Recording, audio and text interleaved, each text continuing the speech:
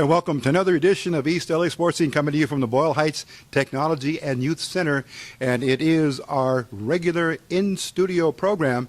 And we're going to be speaking today about women's professional football. And it's going to be very, very, very revealing to all of our viewers about the background and all of the things that it takes to run a professional women's football league, the IWFL to be specific, the Independent Women's Football League. And we are very, very glad to be hosting tonight in studio with us Mr. Justin Herrera. Justin, welcome. Thank you for having me. Okay, and Justin is the Assistant General Manager. We're going to hear the story of the California Quake.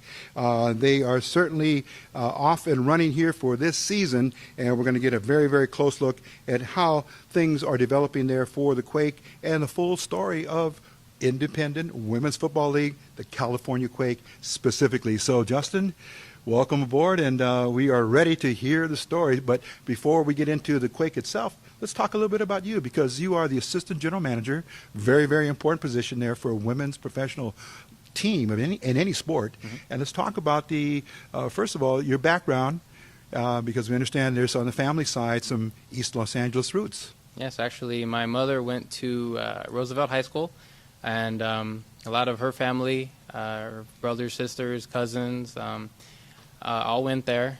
So I've even been around the East LA area when I was younger. I was born in Los Angeles and lived for 2 years in El Monte before I moved to the East Coast. But my mother actually was a cheerleader, and actually I think very involved in the Roosevelt community in the early 70s. And after her high school days were over, she actually played women's football for East LA. Okay. And they played, I believe it was the Daisies or Sunflowers team back in the 70s, mid-70s, I believe. And so I have a little bit of experience with women's football. Prior to that, from my mother, she likes to tell me about her days when, she played and she hit this girl so hard that her helmet flew off. Wow. So I like hearing that story. And so once I heard the opportunity came up with this women's football team, I took the opportunity and I decided, hey, I want to get involved with this. Something my mother was in, so I like to see what I can do to help it make it better. Okay, and again, so women's football, and to many sports fans in general, professional level is the highest you can go, and we have seen the women's sports come really full circle. There's professional golf, there's professional tennis, professional, you name it, there's some other sports, soccer, maybe rugby, but the two big ones we haven't seen is baseball and football to be up on a very, very high level. But that is a situation here where possibly it's being cultivated, would you say, at least in the IWFL and with the California Quake? Yes. Definitely a possibility. It's something that we want to accomplish. We want the IWFL and any women's professional football league to flourish and be a household name with something like the WNBA. Yes. It may not be the most profitable thing, but you know about it. Sure. With icons like Lisa Leslie, Candace Parker, especially in Los Angeles, we have people that are just as talented, just as athletic. And we would like them to, come into the homes of America. And actually, speaking of professional women's baseball, one of my cousins actually was a professional women's baseball player a few years ago. Wow. Lauren Espinosa was her name. Okay. She was a professional athlete, went to Arizona. And so knowing that and seeing how these women dedicate themselves, my cousin dedicating herself to play baseball. It's definitely given me some initiative to want to bring women's athletics to America. Hopefully make it bigger. Instead of just going from Los Angeles, maybe make it Southern California and expand our base that way. Just very, very gradual steps in the process. Slow process, but it's coming along. The league's been around since 2000, and so has the team. So back then it was real small. Still is fairly small, but we're making progress. My owner, Catherine Vivo, she's told me that she's wanted to get 500 people in those stands. She started not having very many, less than 100. Now we have anywhere from 100 to 200 at the game. So we're definitely putting the word out, and it's getting there. but it's just a slow process. All right. Takes time. Justin, we're going to get right into the Quake here in just a moment, but I wanted to accent and highlight your college, your university background and your scholastic background. Yeah. Tell our viewers a little bit about the major that you took and the degree that you took. Well, I recently, 2 Sundays ago, graduated from Cal State Fullerton. My degree is in business. My major is business administration with an emphasis in general management, and I also have a minor in economics. So knowing that I have that experience, and maybe not experience, but the knowledge to help manage something definitely helped me want to put that knowledge to use in this opportunity with the Quake. When I found this opportunity online, it said assistant general manager for a professional female football team, and as soon as I saw that, I was clicked on it and I was like, let's go. And fortunately, I had the good fortune of having a previous coworker that knew Catherine Vivo, and so she was able to refer me, and she knew that I was a strong leader from our previous employer, and she gave me a good referral, and Vivo met me, and she seemed to think the same, and now we're here. Okay. And that's where I've been. That's where I came from. Okay. And right away, you're coming into a situation here where it's a fledgling league. It's in the general consciousness of people, sports fans, but it has been around for a while, like you said. Let's kind of fast forward from where it started to where it is now, and your tasks and your objectives of what you really need to do to bring the story further out to the public. Well, currently it's difficult for us to just pretty much get people's heads wrapped around the idea of women playing football. That's the main challenge we have, because like with the WNBA or any female sport, people are inclined to think, well, women can't do it as good as men, when in fact that's really not the case. In few instances, we've had practice and some kids and young men have come up to us saying, hey, is there a way I can get on this team? I say, well, these are actually women playing football. They go, oh, really? Oh. So, I mean, once you get those pads and helmets on, you don't tell. You can't tell. They hit just as hard as men. I've seen them play. They run fast. We have girls that can run in the 440s. These are athletes. That's where we're at right now. We're just trying to get people to come out and think of women playing football as a natural thing. Just as they would, men playing football, men playing basketball, women can play football as well. Okay, let's talk about some of the, say, typical duties that you're now performing, Justin, because assistant general manager has got to be a very, very involved position, and I'm sure you're involved in all facets of the organization and the operation. It is. First thing the first thing of order when I got hired on was fundraising. That's really a big thing for us. Our first fundraiser we had was a flag football tournament. Wasn't as lucrative as we thought it would be, but still helped get us the funds. That's one thing that we need to have. That's first and foremost, really, because without the money, we can't make this team run. We don't have the shared revenue streams that maybe the NFL or NBA do. So whatever we have to pay for is coming out of whatever we can raise. So fundraising is one of my main challenges that I have to come up with. Another thing is just helping players come up with the funds, because unlike the NFL, NBA, these girls don't get paid to play, they pay us to play. Okay.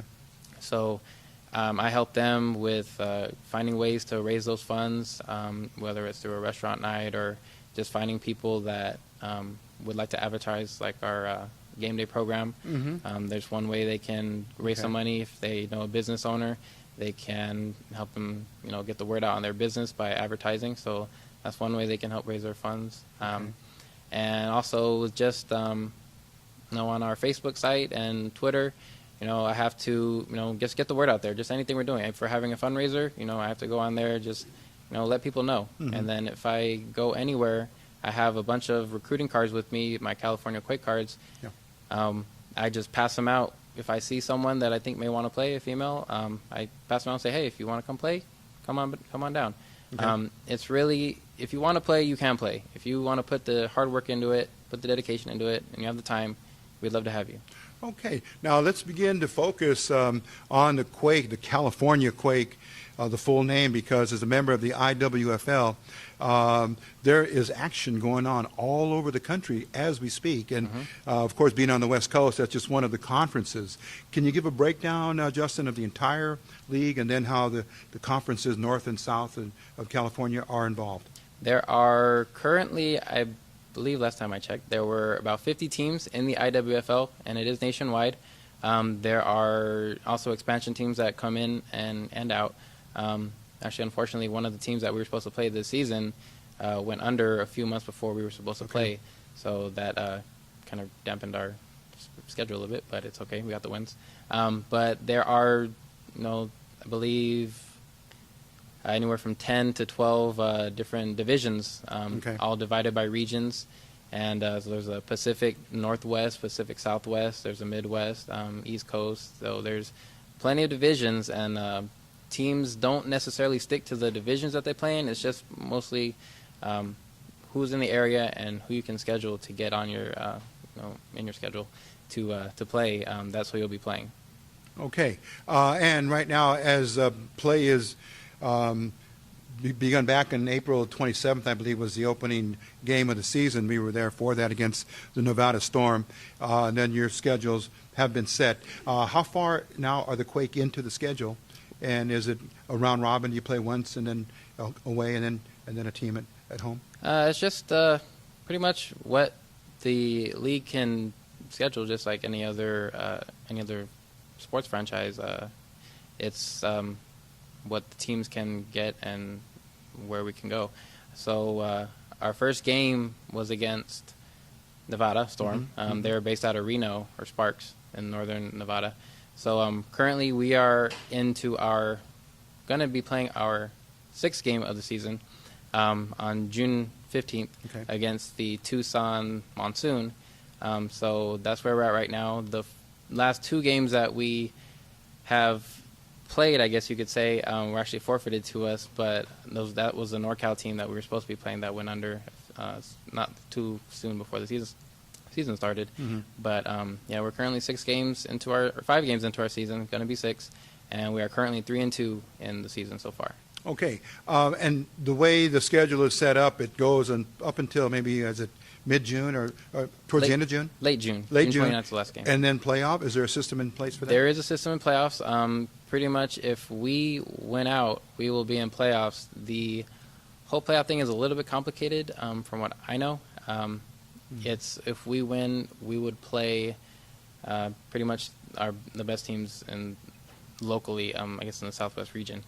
So we wouldn't be necessarily confined to playing the teams that we've already played. It would span a little bit more. There's teams also in Modesto, and also another team in Nevada, and there's other teams in NorCal and Portland, Seattle, Washington, things like that. So we would be have a little more of a base of who would play. Okay. And for this year, for the first time, the home stadium is Jackie Robinson Stadium, right in the South Los Angeles area, right there on La Brea, and we'll call it Rodeo Road. And that was a move different from last year. Yes. Obviously, because you were playing in a different location. But with the move to Jackie Robinson Stadium, you think that might attract even more fan base? Well, that was the idea. Just like what the Los Angeles Angels of Anaheim did. It's not always enough to just have a team. You need to sometimes have the city there along with you. So having the Los Angeles name, where we play in Los Angeles instead of Downey, it's definitely gotten us more of a fan base, because you can say, oh, I know where LA is. People may not always know where Downey is, but if you say Los Angeles, oh, I know Los Angeles. And then with that name comes, you think of Hollywood, Santa Monica, even things like that. You think of what LA has to bring, the Lakers and Clippers, Dodgers. So you think that, we're all in the same area, which we kind of are. So it definitely brings us a bigger fan base. Okay, and this is the first season being in Jackie Robinson, so it's it's an adjustment for the players and fans. Okay. Sure is. It's a new stadium for me as well. I've never done it before, so it's good to see all those people out there. Okay, speaking with Justin Herrera, he's the assistant general manager, and I'm probably going to venture he may be the youngest professional general manager in any sport in the country. So we'll keep our eye out for other people or persons that may be in a similar position, but he's got the most unique one, tell you that, because it's with the women's tackle football in the IWFL, and it's the California Quake. We're going to take a quick pause here, come right back, and continue with our second half of our interview here with Justin Herrera from the California Quake. Don't go away. You're watching East LA Sports Scene.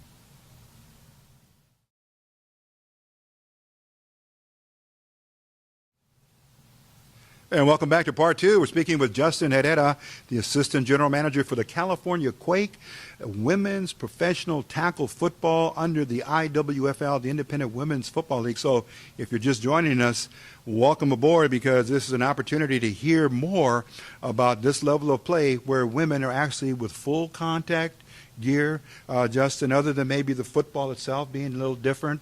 Break it down for our viewers if someone they would like to refer to come out and play or get recruited or join up. What would they receive in terms of their participation to be, of course, protected and safety issues and uniform and all that? And then we'll talk about the recruitment. But just give our viewers an actual feel for what they'll have to prepare and to do when they come on the team. Well, if you want to come on the team, all you have to do is go on the website, www.californiaquakefootball.com.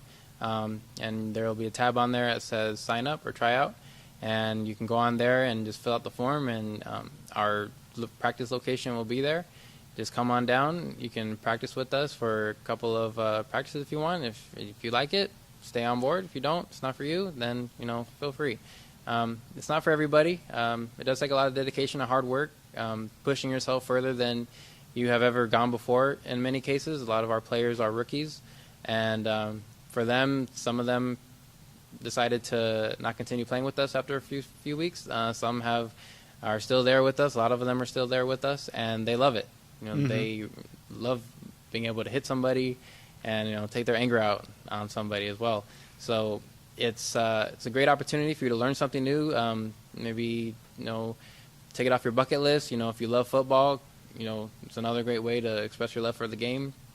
Or just show somebody that you can do something with the team, something bigger than yourself, and you can definitely play this game.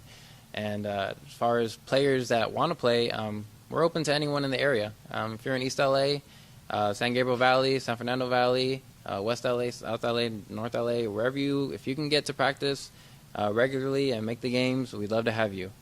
We actually have a couple players from the East LA area. Okay. And that was going to be one of my questions. Obviously, from either Roosevelt, Garfield, maybe Torres. I believe Torres High School had a player a couple of years ago. Yeah, I'm familiar with our Roosevelt players.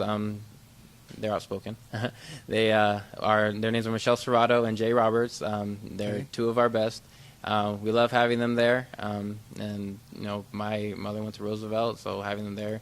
My mom likes to say, "Oh, well, we went to high school together." Well, and your mom was a player as well. She played after, yeah. Absolutely. So okay. So now that there is a message out here, there's a link for people to interested, let's say, viewers or athletes still out there, because we know that girls have played at varsity level. I don't know when it was allowed, but in what year, but they have been playing in varsity programs. And this may be a way to kind of catch back up to the sport. Right. If they're able to hear about it, and that's one of our intentions, is to help promote the Quake this way, to get more viewers knowing that this sport and this team, the California Quake and the league, exist. Yeah. There's actually a player in Florida. I think she's a quarterback for her high school football team. So, there are girls out there that definitely can play the game, just as good as guys, if not better. So, we want to bring those women out here to play the game, and, the better talent we have, the more exposure we'll get to the game, because people will want to see us. That's what we're all about. And Justin, as I mentioned about the women that do come forward and say, now here I am, I'm paying my enrollment fee, registration fee, and as you mentioned, you'll help with the fundraising because there is a fee to play for the whole season, correct? Correct. Okay. Now, would they need to bring their own equipment, gear, et cetera? We do provide some of the equipment, not a lot. You can either buy it from us, or you can go ahead and go to your local sporting goods store and get what you need: helmets, pads, shoulder pads, whatever you need. We can only provide so much since we're not too big, but we're in a high school program, so we don't have Sure. that much funding. But if you don't have the resources maybe to get something brand new, we do have some equipment that you can use, or you can go get your own. So whatever you want, we provide that. We provide your the practice field. It's not we're not scrambling everywhere to go find somewhere to practice. We have our own practice field where we actually in Linwood is where we practice for the season. So we have that. We also have an athletic trainer as well, so you're not going to get hurt too bad, hopefully. But if you do, we'll have someone to help you out there, and it's good fun. Okay. Now, on the other side of that coin, because it's so important, the evaluation situation, meaning, of course, and it's all proportionate. The bigger ladies possibly on the line, or defensive end, or offensive tight end, but your staff would then structure that individual per her talents or physical abilities, correct? Yeah, well, on the tryout form, there is a section where you can put down what position you would like to play. If you want to play something, go ahead, write it down. If you want to be quarterback, we'll let you try quarterback. If we see that your talents are better suited elsewhere, maybe towards being a wide receiver or tackling somebody, we'll put you where we feel you will succeed. No, we're not going to put a girl out there that wants to play quarterback, but she can't throw. Sure. We're going to put you where you will succeed. The coaches, in many cases, put you in a couple places where you can succeed. Maybe if you're really good at tackling and you're good at chasing down people, and you're good at catching the football, and you're big and you can run over people, maybe you can play defensive end and tight end. We have a number of players that play both sides of the ball. These girls are talented. They are very multifaceted in what they can do. They are not one-sided. They can catch the ball. They can tackle it. And, of course, adding on top of all that in terms of the players and the personnel factors are the coaches. You have a full coaching staff. We have a full coaching staff.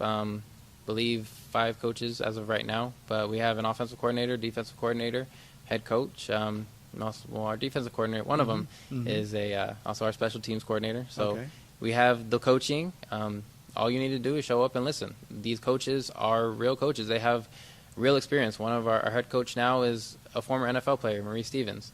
So he has experience from Cal Berkeley, and he also played for the Detroit Lions. So these coaches are well versed in the language of NFL and football in general. They know what they're doing. We're going to steer you in the right direction. All you need to do is just show up, listen, and put your work in there, and then when you go home, put in some extra work. Okay. And Justin, now we're painting the picture of the Quake because as we've been talking, we were really focusing on a new interest to the sport, but we know there already is a team. We've stated that from the beginning, and the team is already underway. It's already picked and selected. I think the roster size maybe 30 players. Yeah, 25 to 30 is what we have right now. Now, with that said, is there an opportunity if a person or lady comes forward and says, I'd like to join the team, is this season ruled out to play, or could they possibly be? There is a possibility that you could play in the last 2 games, maybe not the last 2, but if not, probably the last 1 game. Okay. Your training fee, if you did decide to play there, all players have a training fee. It would be prorated, so you wouldn't have to pay the full fee just for 1 game like everyone else did. So there is a possibility that if you would like to come out, anyone, feel free to come on out. See what it's about, and if not, if you don't want to play, if you maybe don't have the funds this year, or maybe it is too late, then go ahead and see what it's like. Come out for next year. See if if you can get better, get faster, stronger, and come out next year and give it a try. And not to skip too quickly, because we're still talking about the 2013 season, but for those individuals that come forward, the next season would begin to unfold around.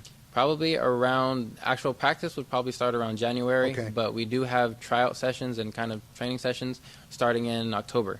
So there are about 3 tryout sessions that we have, October, November, December, and then practices would start in January. So the best thing to do is to stay with the website, CaliforniaQuakeFootball.com. Correct. And find out updates right there. And we'll have it all there for you. Now, Justin, let's talk about the owner.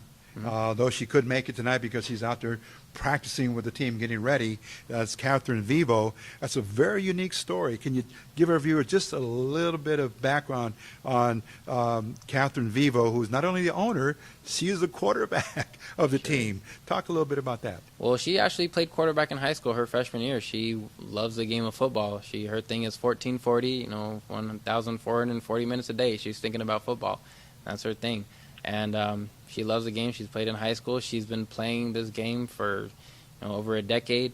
She loves the game. She's been doing it on pretty much by herself till I came along. She told me she's been needing help. So she has.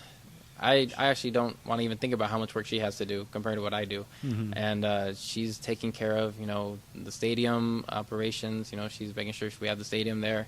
I help what I can. I make a phone call here and there, but she's the one finalizing everything as far as travel plans, getting the stadium ready, any sponsors that we have.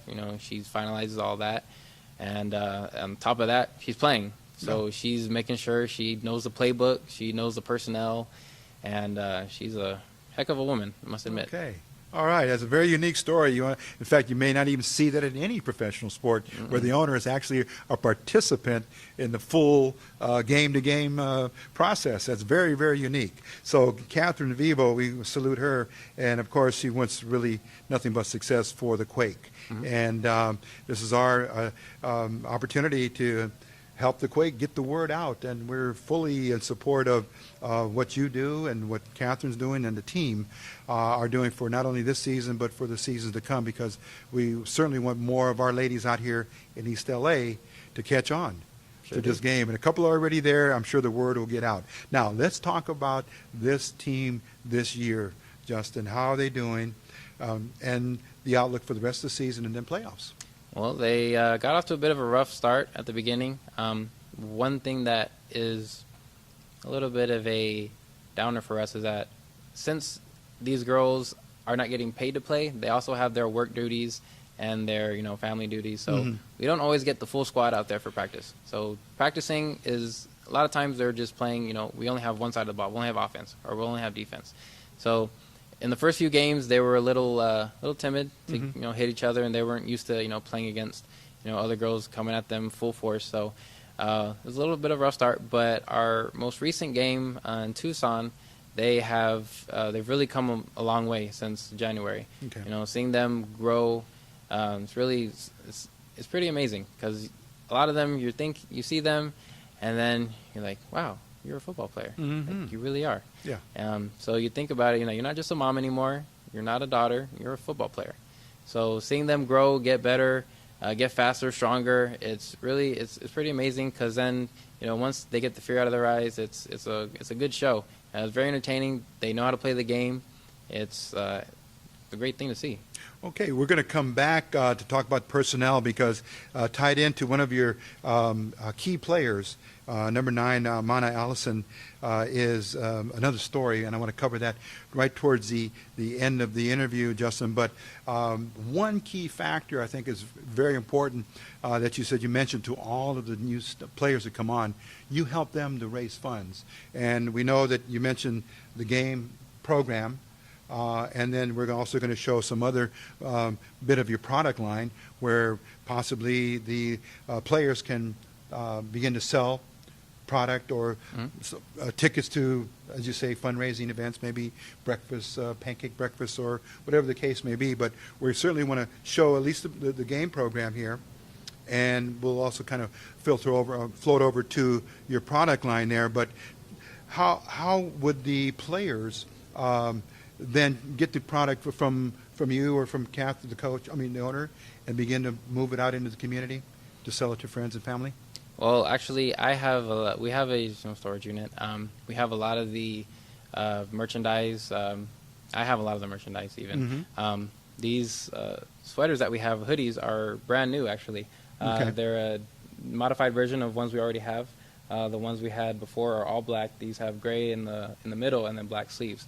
So if any player wants to, just go ahead and sell these, all I do is ask, and I'll give them what I can, and then they can go ahead and sell them. Okay. And part of that will go towards their fees. Maybe if you wouldn't mind looking at, is it the polo behind that? If you want to The show polo, that as well. this is actually Yep. this is my polo and player polo. Okay. Yeah. So this is something. This is official Quake gear.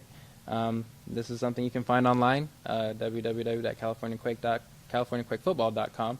We have a whole whole page of merchandise. From a football to personalized jerseys. We have that also. A few of our players have family members that have their own personalized jerseys. So we have that. And Okay. another way that one of our players has come up with raising funds is her own clothing line, Breaking Boundaries. Wow. So this is the girl you were talking about, Mana Allison. Yeah. She Let's make sure we get that shown right on camera, on site there. She's come up with this line to help raise funds for she's going to play in the Swedish for the Swedish national team over in Europe in about a month, I believe. So this is what she's done to help raise her own funds, and it's actually a very hot seller at our games. Nice. And then also the headgear, the baseball hat. Baseball hats, one thing you can get as well. So lots of things that are available for the players because, as you mentioned, they will be paying to play. Correct. It's the philosophy that they have to because at this level, the team cannot pay them. Yeah. And it's not equivalent to the NFL, of course, by no means. But this is a very strong attempt to send a message. Correct. That women are able to play any given sport. They sure are. Okay. Let's see. We're winding up the interview, Justin, and there was one other thing I wanted to discuss with you. Oh, just basically the rules of the game. We always say football is football, but in the women's game, might there be just a couple of differences? I know maybe the football itself might be different in terms of weight, and it may be any different rule changes that might be really different from the men's. These rules are more, I guess, similar to a college game. The football is smaller. I believe it's a junior youth size football, not quite size of a college or NFL size football. But I know the one main difference that I saw in our first game was when one of our players got tackled by her hair that was sticking out. You can tackle by the hair. You just can't whip it around. Is the only thing. That's the main difference. One big difference that I saw. I mean, I don't know how it is in the NFL because most guys don't tackle by the hair. But in this instance, our girl Mana Allison, she was the one that got tackled by that, and the girl just grabbed it and yanked her down. Yes, but that is legal in the NFL or in the IWFL. Just can't whip it around. But for the most part, it's very similar to college football, NFL football. The rules, the actual rule book is similar to college football. Okay, and no limit on the size of roster. Well, the limit meaning 30 or 40 or 50. I mean that would be okay in the league, right? Yeah. There's no policy saying you can have only a set amount. No, there's up to 50, I believe, 50 or 60 is. I think there might be a limit at 60, but 50 is a good number for us. All right. And let's see. We mentioned the World Football League. That was what I wanted to tie in, and you brought that up very nicely with Mana Allison, number 9. And we have done one, the Quake versus the Storm, in terms of going on to EastLASportsing.com. You can see that game, at least on a first half play-by-play, second half we will show highlights. But again, we have been introduced to the Quake, and we've seen very, very good players on both sides of the ball. And Mana, because of the world class tournament that's going to come up, she's going to qualify to play for Sweden. And will the United States be playing in that as well? I believe there is in a USA team. Another one of our players, Demetria Hardiman, actually has been tried out for that team. Not sure if she made it or not, but I think she has tried out, and I believe Mana has tried out for the USA team as well. I think they're actually going to be including women's football possibly in the next Olympics. Nice. That's a possibility. So that's one thing they're qualifying for as well. Okay. Well, movement is on the rise here. There's motion in the women's professional game of football, and we feel very strongly committed to helping the California Quake get the word out, Justin. And I think before we break huddle, so to speak, a two-man huddle, any final words, any thoughts you'd like to convey? Just to let people know that these women love the game of football. They don't get paid. The difference between these girls and NFL players, they don't get paid. And NFL players, a lot of them are in it for the money. With maybe players like Jamarcus Russell or Ryan Leaf, the bust that they might be labeled as. Maybe they were in it for the money, maybe they weren't. But these girls pay to play the game. They love the game. And they do it well. And that's what I want people to know. They can play. So just want everyone to come out here and watch. We'll be at Jackie Robinson Stadium at the Rancho Cienega Sports Complex. And next game is June 15th against Tucson Monsoon. And kickoff time? Kickoff time is 6 p.m. sharp. Okay, we invite all of our viewers here across the East LA Sports Scene Network to come out and support women's professional tackle football via the California Quake. Get onto the home team side here and cause some noise to happen here from Jackie Robinson Stadium and the East LA Sports Scene. We will be there to bring our coverage and our production of the California Quake to you, our viewers, on East LA Sports Scene. Thanks for watching. Continue to watch as we continually look for new sports teams, new individuals that have stories. That's what we're all about here, to raise awareness, to bring entertainment as well to our community via the sports medium. And we're going to continue to do that as often and as long as we can. So thanks for watching this edition of East LA Sports Scene featuring Justin Herrera and the California Quake. Till we're together again, stay healthy. You will be wealthy. Get that workout in. So basketball, football, soccer, whatever the case may be, get out there, running, aerobics, you name it, Justin, anything that you can to better your health, because we want you around with us for quite a long time to come. Take care. Until we're together again, thanks for watching East LA Sports Scene.